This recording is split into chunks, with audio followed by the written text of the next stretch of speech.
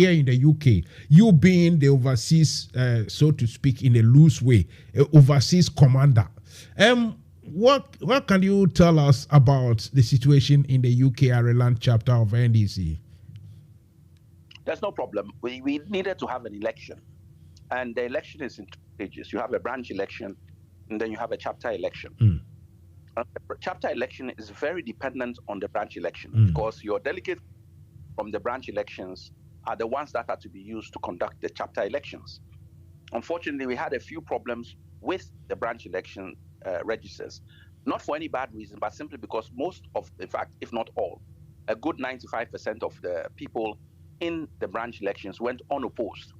So things that should have been done and checked at that stage were not done because there was no contest. But at the chapter level, there were contests at almost all levels. And as a result of that, people showed a lot of interest in who had applied, who was competent to contest, how the list was put together, and had people really paid their dues so that they can then be considered eligible to vote. And that is where everything had to go through the fine-tooth comb.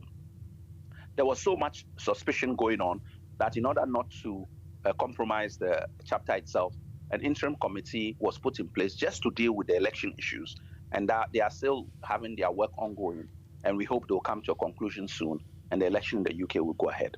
I see.